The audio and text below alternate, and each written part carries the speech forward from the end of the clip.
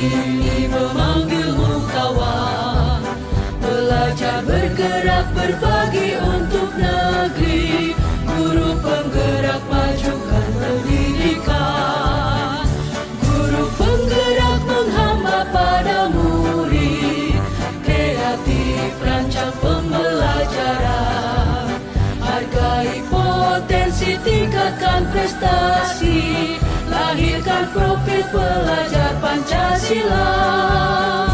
Belajar bergerak berbagi untuk negeri, kita menjalin kolaborasi. Belajar bergerak berbagi untuk negeri, demi bakti pada Ibu Pertiwi.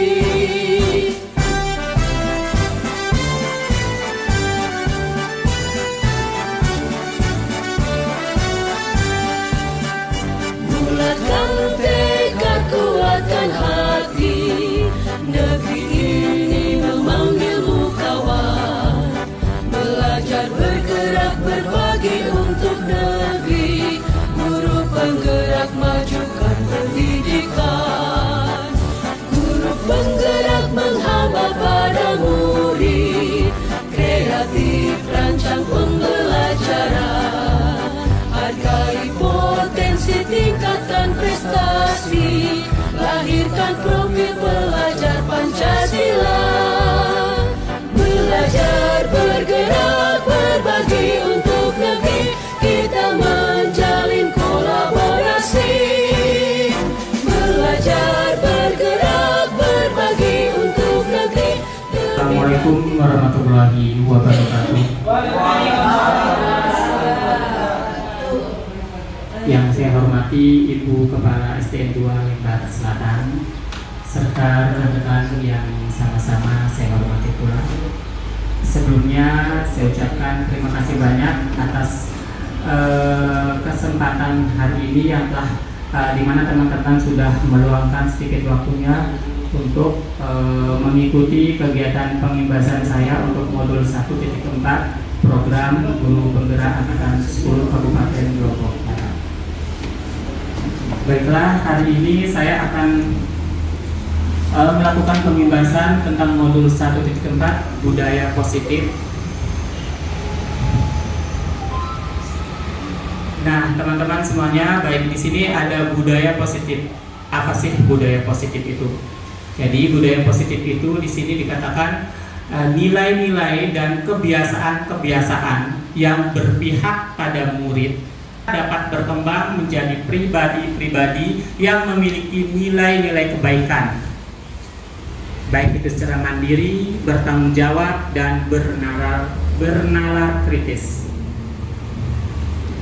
Nah, konsep inti dari budaya positif itu sendiri di sini ada beberapa bagiannya. Yang pertama itu yang perubahan paradigma belajar.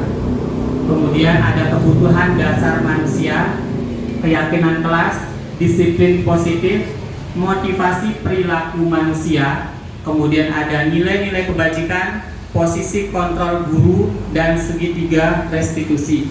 Namun kali ini yang akan saya lebih pertegas adalah apa sih disiplin positifnya, keyakinan kelas, sama posisi kontrol guru serta segitiga restitusinya. Nah, berikut pembahasan pertama tentang pembelajaran dengan paradigma baru. Jadi tadi di sini budaya positif itu, jadi yang pertama adalah pembelajaran dengan paradigma baru. Pembelajaran dengan paradigma baru ialah pembelajaran yang dirancang dengan prinsip pembelajaran berdiferensiasi. Jadi paradigma baru kita sekarang, paradigma kurikulum merdeka ini itu tentang pembelajaran kita harus konsepnya berdiferensiasi, sehingga peserta didik belajar sesuai dengan kebutuhannya berdasarkan perkembangan sesuai dengan teori psikologi modern untuk mewujudkan profil pelajar Pancasila, yaitu beriman, bertakwa terhadap Tuhan Yang Maha Esa, berakhlak mandiri, kreatif, bergotong royong, bernalar kritis, dan berkebinekaan global.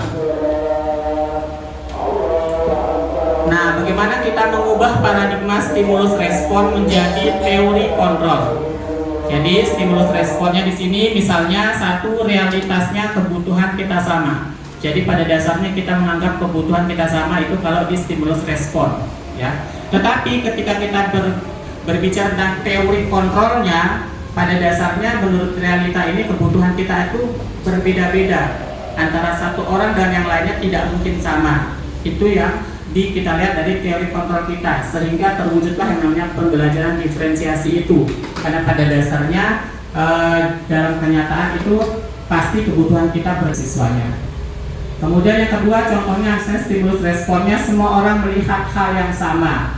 Itu secara umumnya kita lihat dulu di stimulus responnya. Tetapi pada kontrolnya, pada pengendaliannya, ya, setiap orang memiliki gambaran yang berbeda. Jadi sudut pandang orang itu berbeda-beda. Itu yang mengharuskan kita untuk melakukan suatu pembelajaran yang berdiferensiasi. Karena setiap siswa itu pasti memiliki sudut pandang yang berbeda. Tidak mungkin satu siswa dan siswa yang lainnya itu sama. Nah, ini contoh dari mengubah paradigma stimulus respon menjadi teori kontrolnya. Langsung, baik. Nah, kita berbicara tentang disiplin positifnya, ya. Jadi kita lihat dulu arti kata dari disiplin. Disiplin itu menurut Diane menyatakan bahwa arti dari kata disiplin itu berasal dari bahasa Latin disciplina, yang artinya belajar. Jadi disiplin di sini dimaksudkan ialah mengacu pada disiplin diri yang memiliki tanggung jawab terhadap apa yang dilakukannya berdasarkan nilai-nilai yang diyakininya. Jadi Bapak Ibu di sini disiplinnya lebih mengarah pada disiplin diri kita pribadi atau disiplin diri dari siswa itu sendiri. Nah, itu dari kata arti kata disiplin dulu. Kemudian untuk disiplin positif itu merupakan salah satu cara penerapan disiplin yang bertujuan menumbuhkan kesadaran serta memberdayakan peserta didik tanpa atau ancaman atau hukuman. Nah, di sini disiplin positif di sini kita lihat, kita ambil tanda kutip di sini, ya, kita ingat bahwa memberdayakan peserta didik tanpa imbalan penghargaan. Biasanya kita selalu misalnya meminta siswa itu pasti kita bilang, ayo yang mau pungut sampah nanti akan dapatkan poin. Nah, misalnya seperti itu. Nah, kemudian yang nanti akan dikurangi poinnya. Nah, biasanya kita seperti itu. Kemudian atau hukuman misalnya yang tidak bawa atribut misalnya, nanti silakan anak-anak keliling lapangan lari 1 kali misalnya, seperti itu. Itu kalau yang pada umumnya, pada normalnya, ya. Tetapi di dalam disiplin positif ini, bagaimana kita itu menggugah siswa, bagaimana dia melakukan disiplin atas kemauannya sendiri, atas dasar dirinya sendiri tanpa dia melihat ada A, ada B, ada C di situ. Jadi dia harus dalam tumbuh dari kesadaran dirinya. Jadi sebenarnya pada dasarnya kita reward itu tidak selamanya kita selalu memberi reward. Reward itu ada kalanya di bagian-bagian tertentu di rewardnya. Jadi kalau misalnya kita sedikit-sedikit kita kasih reward, sedikit kita kasih reward, nanti ujung-ujungnya anak itu akan selalu melakukan suatu perbuatan baik itu melihat ada apa di balik itu. Ya. Jadi anak-anak misalnya Pak Guru nanti pada dasarnya nanti dia akan menembak balik kita. Ya, misalnya gini. Nah, silakan coba kamu pungut sampah di kolong mejamu.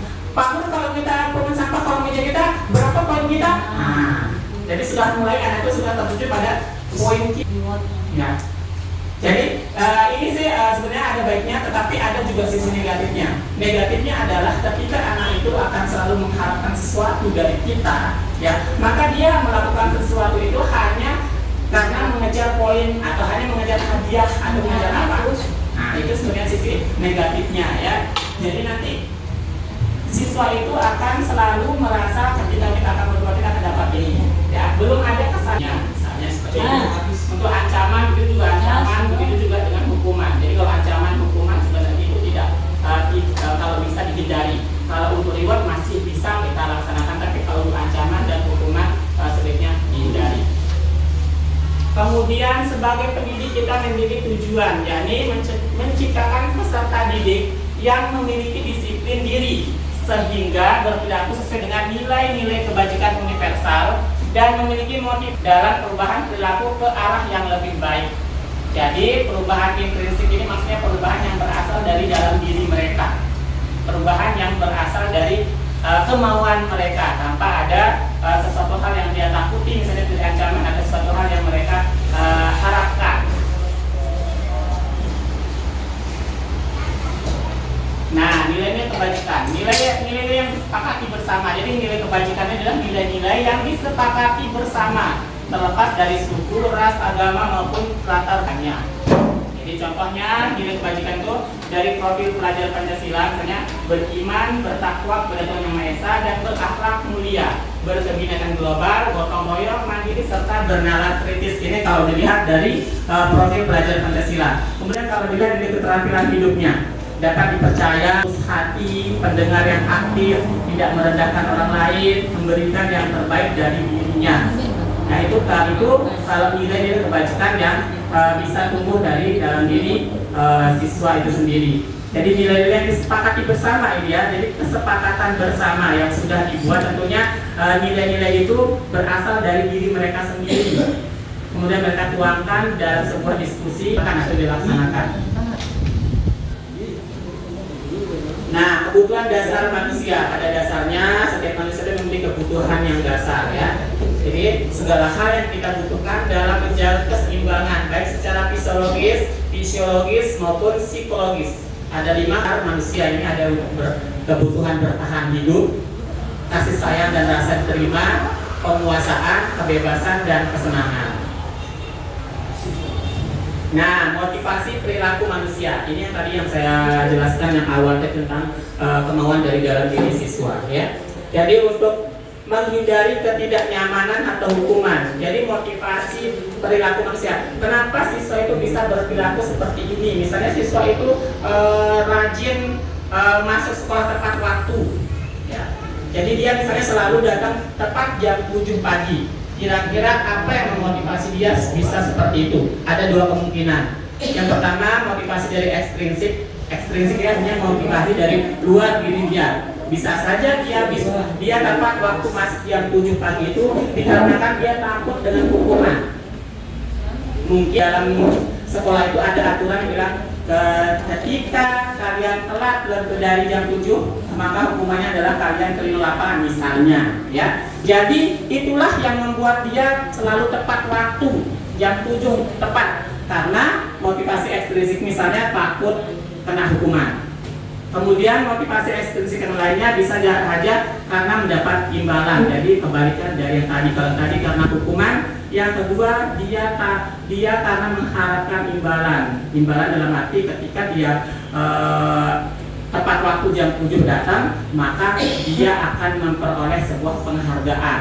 Nah, seperti ini yang namanya 2 hal yang ketika perilaku manusia itu bisa berubah menjadi baik ya.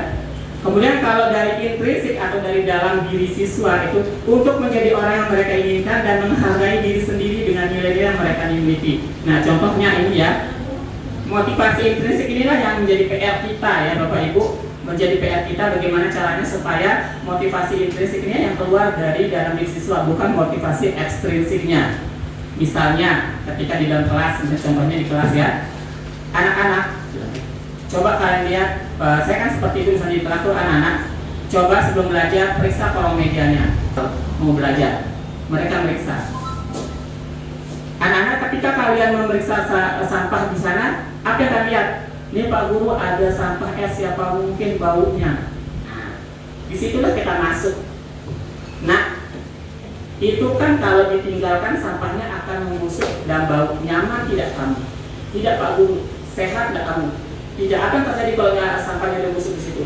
Pasti akan ada lalat Pak Guru, akan ada nyamuk Pak Guru. Kalau kamu digigit nyamuk gimana? Siapa tahu nyamuk malaria. Jadi nanti akan timbul dalam dirinya, oh saya membersihkan sampah di kolong meja saya demi kesehatan saya. Itu namanya intrinsik. Jadi kemauan dari dalam diri untuk lebih baik dari dirinya, untuk dirinya sendiri. Jadi bukan dia lihat ekstrinsik lagi, bukan melihat ada imbalan, ada hukuman lagi, tetapi yang dia lihat adalah kebaikan untuk dirinya sendiri. Kalau saya bersihkan sampah ini, selain bersih dipuji sama guru, ini juga akan membuat saya sehat. Tidak ada sampah, tidak ada nyamuk nanti di sini. Itulah namanya intrinsik dari kemauan dari dalam diri untuk dirinya dan kebaikan dirinya, ya. Nah, di sini yang posisi kontrol guru, ya. 5 posisi kontrol guru ini yang paling penting sekali Bapak Ibu kita laksanakan, dan sehari-hari kita pasti akan memposisikan pada posisi kontrol yang mana. Pertama sebagai penghukum, kedua pemberi rasa bersalah, kemudian ketiga sebagai teman, keempat pemantau, dan kelima sebagai manajer. Nah, kita coba lihat. Saya buatkan satu buah kasus contoh penerapan 5 posisi kontrol. Misalnya kasusnya siswa tidak memakai atribut lengkap saat upacara. Ini kasus, misalnya kasus itu siswa tidak memakai atribut lengkap saat upacara. Nah, ketika kita menjadi seorang memposisikan diri sebagai penghukum di sini, maka kita akan mengatakan ke siswa itu hukumannya langsung, tanpa kita tanya apa alasannya dia telat, tanpa kita ini, pokoknya egoisnya guru masuk di situ. Kamu tidak pakai topi sekarang, hormat bendera selama 1 jam. Nah, itu langsung kita ucapkan. Itu namanya kita memposisikan diri sebagai penghukum di situ, ya Bapak Ibu. Nah, kemudian yang kedua, misalnya di sini ada sebagai pembuat merasa bersalah. Jadi pembuat merasa bersalah di sini artinya bahwa kita ini sebagai guru menstimulus atau mendoktrin siswa untuk biar dia itu merasakan bahwa ini salah saya. Tentunya ada kata-kata contohnya. Misalnya dia tidak memakai atribut topi misalnya, ya. Kamu mau mengerti nak, selalu saja kamu membuat saya kecewa. Ya. Selalu kamu buat ibu kecewa atau bapak kecewa. Ya. Kapan kamu bisa menjadi baik? Ketika kita berbicara seperti itu ke siswa, maka di dalam siswa akan seperti ini. Oh iya ya, kalau saya seperti ini, kasihan bapak ibu guru saya. Dia selalu mengingatkan saya seperti ini. Kebarang bilang jelu anak, maka aku tetap jelas nenek pasti beta bang selongkok maling beta selongkok berang ini aneh. Selalu bikin pak guru kecewa. Nah, jadi kita kayak bahasa kita itu sedikit memelas ke anak, menimbulkan rasa simpati anak itu. Ya, padahal bapak ibu guru saya tiap hari bikin saya setiap ini, tapi saya sedang salah. Jadi timbul rasa bersalah dari dirinya. Ya, itu sebab kita memposisikan diri sebagai pemberi rasa bersalah, pembuat rasa bersalah. Kemudian ketika kita guru berperan sebagai pemantau di sini, yang kasus yang tadi sama ya, pemantau. Kamu sudah melanggar peraturan sekolah, tahu konsekuensinya? Pulang sekolah harus beli atribut dan jangan ulangi lagi. Itu misalnya kata-kata untuk pemantau. Pemantau di sini artinya di sini pemantau itu ada konsekuensi yang kita ucapkan di sini, ya. Jadi ada konsekuensi, ada akibat dari ketika dia melanggar aturan. Jadi seperti kata-katanya misalnya, ya. Kemudian sebagai manajer misalnya. Jadi sebagai manajer ini contoh kata-katanya misalnya, apakah kamu tahu kesalahanmu? Kira-kira bagaimana kamu akan memperbaikinya? Jadi posisi kita di situ, kita sebagai leadernya di situ, ya, sebagai leader dari siswa itu, ya, misalnya ini, nah, kalau kamu selalu saja seperti ini, topi tidak pernah pakai, kadang dasi kamu tidak pakai. Nah, sekarang bagaimana? Apakah kamu akan terus seperti ini? Atau ada nggak dari diri kamu kemauan kamu untuk memperbaikinya? Itu bahasa yang kita pakai ketika kita menjadi seorang manajer dari situ. Kemudian sebagai teman, nah kalau sebagai teman di sini mungkin Bapak Ibu lebih paham. Jadi sebagai teman itu adalah kita posisikan diri di situ bagaimana layaknya temannya dia, temannya siswa. Jadi siswa itu nanti tidak akan merasa canggung, tidak akan merasa takut, ya. Jadi dia akan merasa senang, merasa terbuka seolah kita ini temannya. Jadi posisi kita seperti itu, jadi lebih kita itu fleksibel ke anak itu. Misalnya, nggak apa-apa kita sesekali misalnya kita ngikutin anak itu, misalnya anak itu dia kayak saya misalnya, atau siapa, anak itu misalnya dia suka membahas tentang TikTok gitu. Ada kemarin di teman saya pada saat di Zoom, ya, dia bahas kita ini Pak Guru, kita pernah melakukan sebagai teman itu, tapi ternyata siswa itu terbalik yang tidak seperti yang kita harapkan. Katanya kita kayak teman, tahu-tahu dia enak, dia pegang kepala saya, dia bahas yang enggak, dia bilang tuh, dia bahas tentang pacarnya dan sebagainya, dia bilang gitu. Dia yang kita mau tuh padahal kan dia itu membahas tentang pelajaran apa yang tidak mengerti. Kemudian saya jawab, menjawab rekan guru itu, begini Pak sedang itu, yang sebagai teman saya sedang itu, kita harus benar-benar seperti teman dia. Ya tidak mungkin kan anak itu ke kita selalu membahas masalah pelajaran. Ketika dia akan membahas masalah pelajaran ke kita, itu bukan teman, melainkan dia akan tetap menganggap kita sebagai guru. Tapi caranya perlahan, misalnya seperti ini kita bentuk. Berembe nih, misalnya dia lagi dia curhat tentang pacarnya, dia bilang gitu kan, namanya juga anak-anak. Kita respon saja. Dia bilang misalnya, Pak Guru saya suka sama ini nih, si A ini saya suka sama dia, hebat jadi ini. Dia hebat ya, keren dia, iya Pak Guru akui dia hebat, dia keren, dia itu bisa sampai ke nasional, dia bisa sampai ini. Terus kamu suka sama dia? Nggak level. Kalau kamu mau level, kamu harus belajar. Bisa juga seperti dia. Kamu ikuti lomba apa, kamu bisa raih prestasinya. Nanti kan sejajar, baru namanya level tuh geng. Nah, kita usaha seperti itu. Ya tuh Pak Guru, iya masa kamu belum bisa baca, terus dia sudah bisa lomba sampai ke mana? Malu dong, masa mana dia mau sama kamu kalau kamu belum bisa baca? Di situ dia termotivasi. Nggak apa-apa kita respon dia ketika membahas itu. Jadi tidak selamanya kita merespon dia itu dia harus membahas tentang pelajarannya, dia harus bahas apa. Ada juga siswa kadang dia curhat tentang kondisi orang tuanya. Pak Guru, saya setiap hari ini bla bla bla bla bla. Nah, di situ kita harus berusaha ya, menenangkan dia, bagaimana posisinya dia seperti apa. Misalnya dia ini istilahnya dia itu misalnya. Nah, kita sebagai teman kita tidak harus memojokkan lagi. Baca gitu orang tuamu, kok gitu? Nah, bukan. Tapi kita bilang, oh iya nak, mungkin orang tua kamu seperti itu, mungkin ada yang kamu perbuat, ada salah mungkin. Jadi kita berusaha seperti teman dia, bagaimana sehingga dia akan terbuka dengan sendirinya. Ya.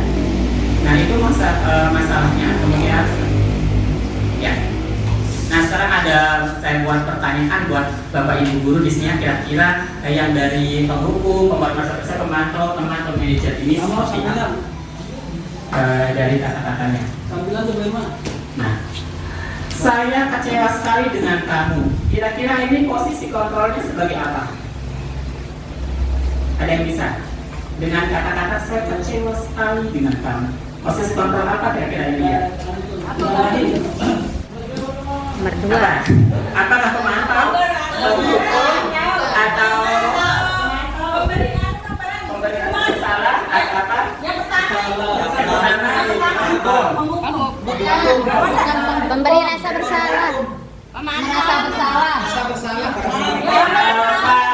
Pak Guru Rahmat sebagai apa kira-kira itu? Memberi rasa bersalah. Terus Pak Guru Herman kira-kira apa? bersalah. Pemberi rasa bersalah. Terus apa? Ada yang lain? Iya. Jadi di sini saya kecewa sekali dengan kamu. Tentunya itu adalah posisinya sebagai pemberi rasa bersalah. Jadi dia merasa saya selalu mengecewakan bapak. Oke, coba yang kedua ya. Coba kita yang kedua.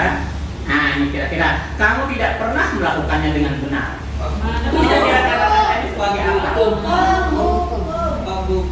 Tidak penghukum. Ada yang lain? Masih yang nomor 2. Nomor 2 pemantau. Oke.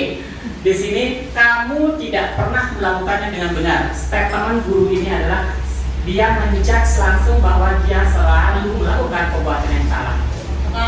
Jadi dia selalu anak itu tanpa dia mau tanya apa alasannya. Jadi di sini dia sebagai penghukum.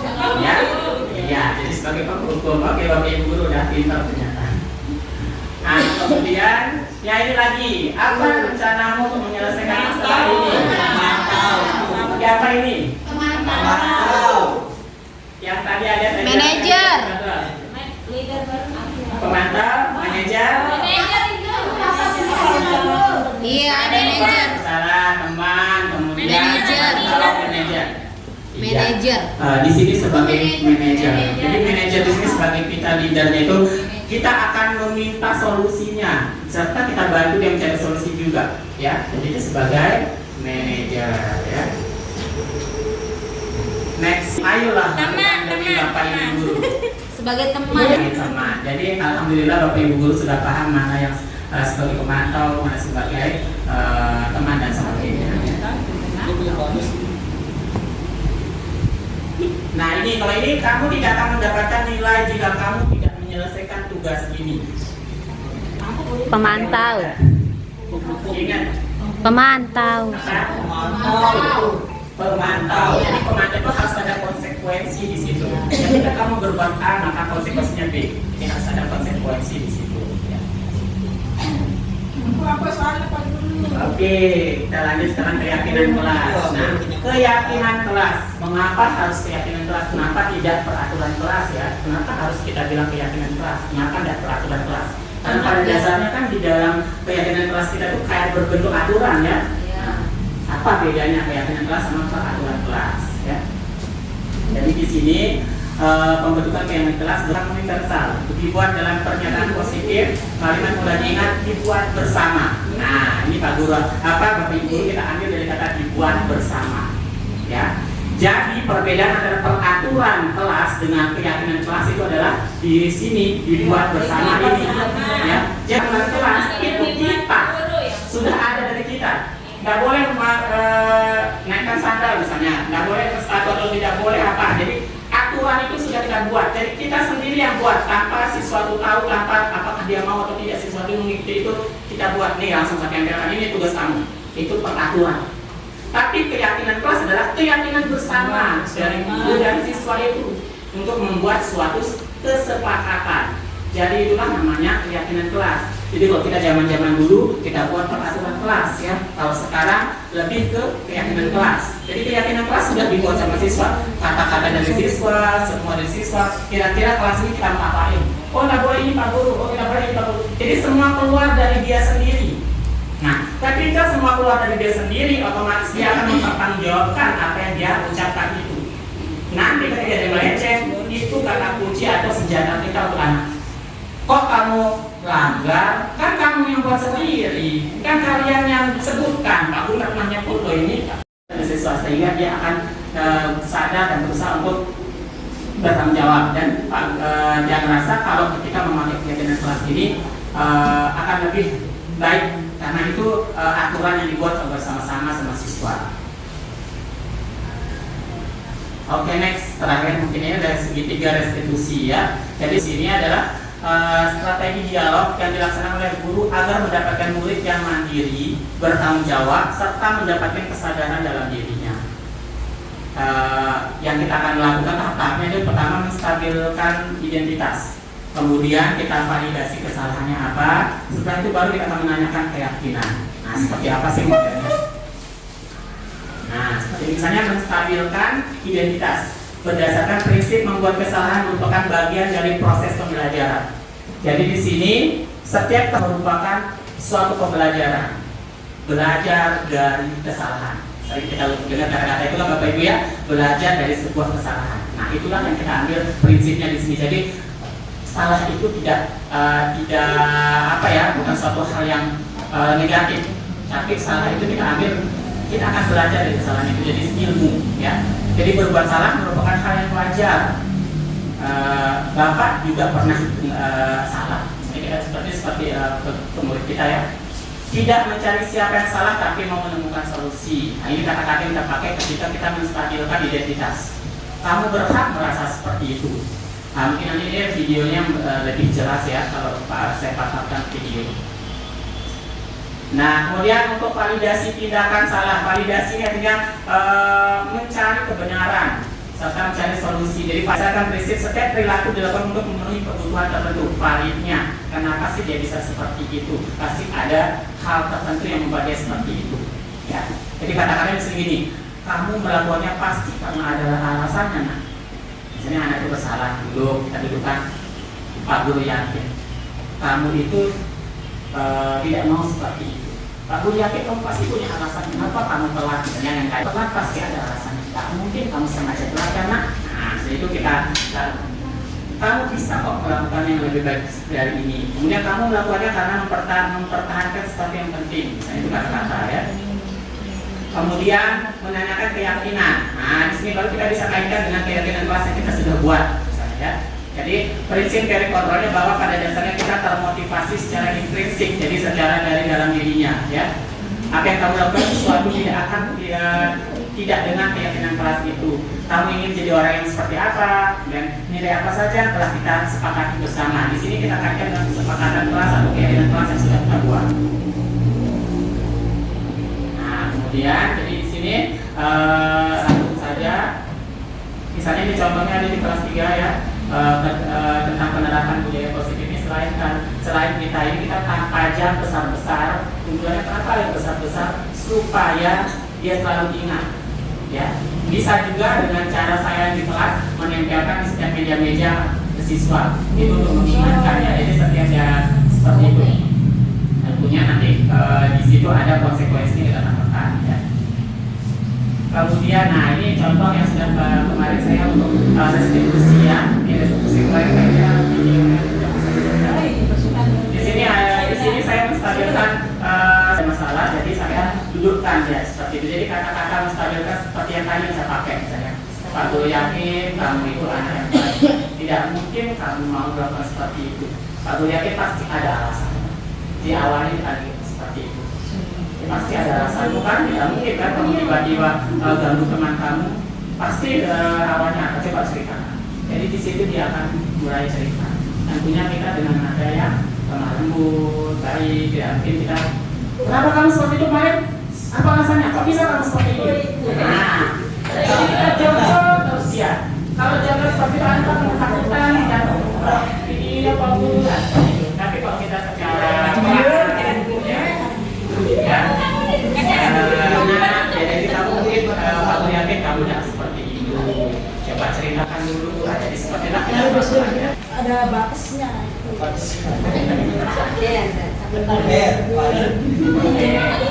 Kemudian seterusnya ada panggilan siswa. Ini ada ASKA kemarin ya, kita validasi tindakan juga. Masalah nih, saya bilang ini ada ASKA sama Kathy kemarin kita validasi juga, mencari solusi seperti apa, dan alhamdulillah solusinya mereka saling maaf-maafan. Kemudian si Saila juga tidak akan mengulangi lagi dia gampang baperan itu. Jadi kasusnya kemarin ternyata hanya sekedar dia tidak ada yang menemani. Padahal dia mau temannya itu berteman sama dia, tapi dia merasa bahwa si Kathy lah yang mau berteman, sementara saya nggak mau. Padahal Kathy itu kan murid baru, saya murid lama, kok saya tidak ditemani, sementara murid baru yang lebih ditemani. Kenapa lebih penting murid baru ketimbang murid lama? Itu dia ceritakan kronologisnya sama sini. Ternyata istilah bullying yang dia sampaikan tidak seperti itu. Jadi jujur dia sampai ke akar-akarnya. Insya Allah seperti itu Bapak Ibu Guru. Nah, perlu juga kita sekali waktu kita sosialisasikan masalah bullying. Jadi ada contoh si bullying yang telah dilakukan oleh teman saya ya. Nah, insya Allah kita bisa. Jadi perlu sekali bullying itu kita lakukan meskipun kita sering sosialisasi tapi tidak sekali. Ya, kita perlu pembiasaan. Jadi misalnya paling tidak dalam 1 bulan sekali kita sampaikan ke anak-anak tentang bullying, kita sediakan video tentang bullying dan sebagainya. Itu perlu. Paling tidak 1 bulan sekali atau 1 minggu sekali kalau mau boleh diselipkan saja pembelajaran tentang bullying dan tentang bullying itu mau pelajaran apapun kita selipkan tonton apa, nanti secara perlahan mereka akan bisa memahami apa sih itu bullying dan apa tidak boleh. Jadi sekian, terima kasih banyak Bapak Ibu Guru, Bapak Ibu Kepala Sekolah. Mungkin demikian dari saya. Wassalamualaikum warahmatullahi wabarakatuh.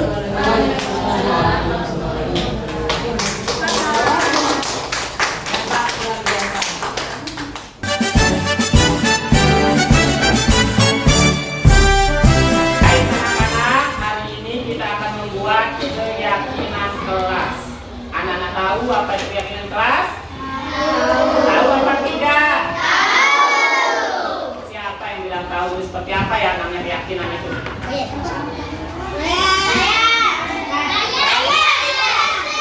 Yang lain diam, coba Aura. Kami yakin kelas 4 itu indah. Kami yakin kelas 4 itu indah. Oke, itu namanya keyakinan ya. Jadi keyakinan apa yang kita yakini di kelas kita ini seperti apa? Maunya harus seperti apa dia kelas kita? misalnya apa lagi? Selain kami yakin kelas 4 indah, apa lagi? Saya yakin kelas 4 bersih. Kelas 4 bersih, apa lagi? Saya yakin kelas 4 akan selalu bersemangat. Iya, kelas 4 akan selalu bersemangat, apa lagi? Pintar. Siapa? Lagi siapa? Apa? Aku yakin kelas 4 hebat. Nah, jadi semuanya benar apa yang dikatakan itu punya keyakinan. Kita yakin kelas kita itu seperti apa. Nah, sekarang kalian akan menuliskannya di kertas yang akan Pak Guru bagikan. Kalian tulis cukup satu kata, misalnya bersih, damai, indah, bagus. Ya, satu kata ya, ditulis. Setelah itu nanti akan ditempel di bagian sini. Ya, tempel bagian sini. Setelah tempel bagian sini, kalau tidak cukup, nanti nyambung sebelah sini. Yang ini tidak usah diisi dulu, ya. Di sini sama di sini isinya, ya. Jangan jarang-jarang biar cukup. Paham?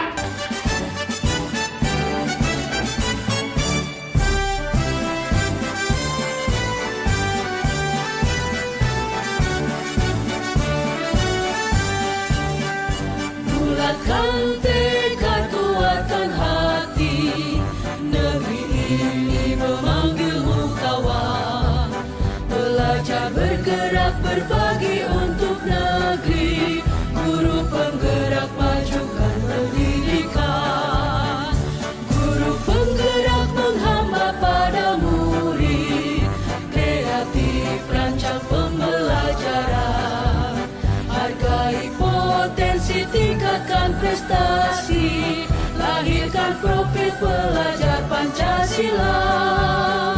Belajar bergerak berbagi untuk negeri. Kita menjalin kolaborasi. Belajar bergerak berbagi untuk negeri. Demi bakti pada Ibu Pertiwi.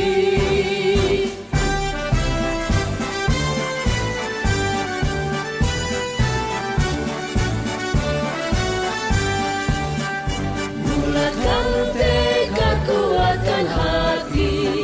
Negeri ini memanggilmu kawan. Belajar bergerak berbagi untuk negeri. Guru penggerak majukan pendidikan. Guru penggerak menghamba pada murid. Kreatif rancang pembelajaran. Hargai potensi, tingkatkan prestasi. Lahirkan profil pelajar Pancasila. Belajar bergerak berbagi untuk negeri. Kita menjalin kolaborasi. Belajar bergerak berbagi untuk negeri. Demi bakti. Nah, dengarkan ya. Jadi Pak Guru sudah mendengar kemarin permasalahan isu yang Pak Guru mau. Ya, sebenarnya ini Pak Guru tahu ya kalau Sheila itu baik. Sheila itu mau semua temannya berteman sama Sheila. Ya, Pak Guru tahu dan Pak Guru yakin Sheila juga tidak mau seperti itu. Yang sedikit-sedikit melapor itu Pak Guru yakin Sheila tidak mau seperti itu. Ya, Pak Guru yakin kok Sheila sebenarnya tidak mau seperti itu.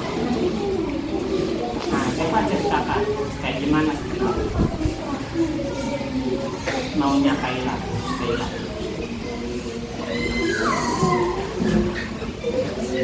Nggak boleh nangis sayang, nggak boleh nangis. Kalau sambil nangis, Pak Guru tidak akan dengar.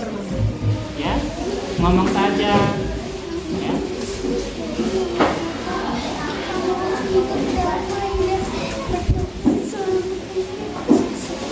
Nah, Sheila mau hidup damai, berteman sama semua teman. Jika Sheila mau hidup damai, berteman sama semua teman, tapi sifat juga harus dirubah.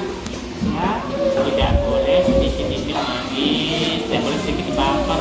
Ya, temannya juga tidak suka kalau kayak gitu. Ya, matiin Dimas.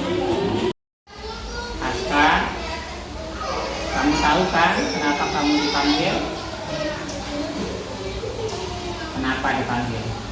Gara-gara apa? Gara-gara permasalahan.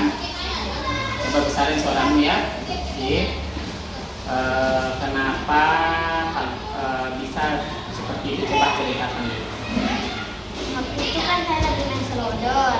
Terus saya berhenti, soalnya saya sakit kaki. Terus ada yang cerita di kelompok 6. Saya ikutan cerita, dan terus banyak udah yang ikut cerita di sana. Terus tiba-tiba saya nangis. Terus Kathy balik kelompoknya. Terus tiba-tiba Kathy lempar itu apa namanya spidolnya itu, dia lempar sama botol minumnya.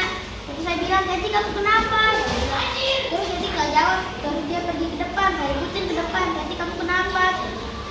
Kok saya gitu terus ya sama saya, padahal saya nggak ada salah sama dia. Terus oh jadi kayak gitu ya, saya bilang udah.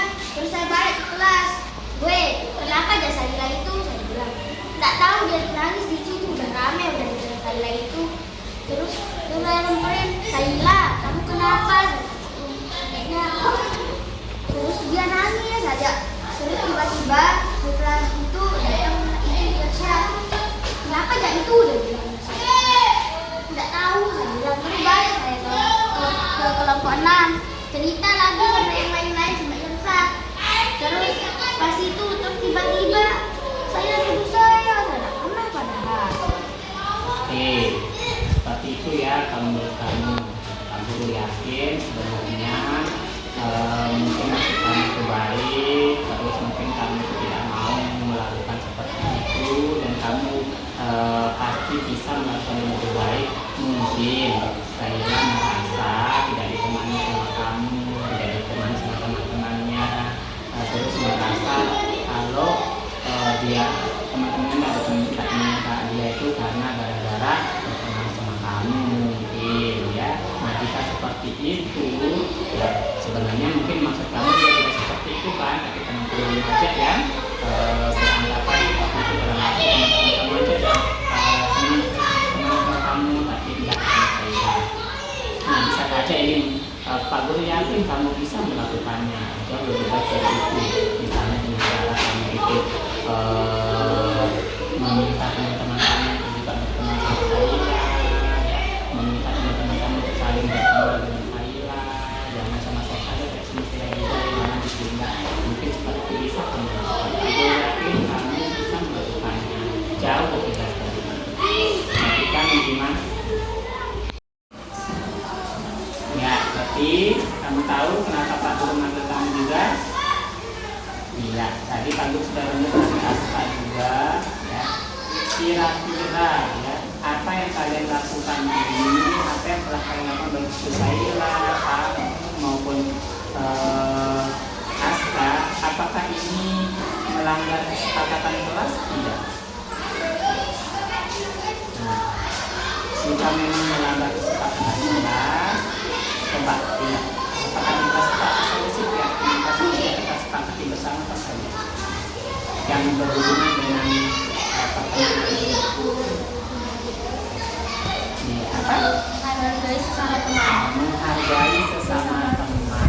Nah, kalau menurut Pak Guru, apa yang kamu lakukan itu juga ya kita belum menghargai teman kita. Jadi kita harus menghargai itu kesepakatan kita kan di keyakinan kelas kita.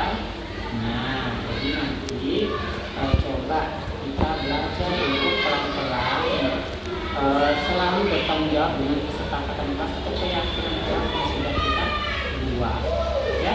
Jadi menghargai, saling menghargai sesama teman. Jadi kita harus saling menghargai sesama teman. Hai, saya Aska. Saya Saila. Perasaan saya setelah Pak Guru Suhaili menerapkan segitiga restitusi adalah saya menjadi tahu kesalahan saya dan berusaha memperbaikinya, sehingga saya ke depannya menjadi lebih baik.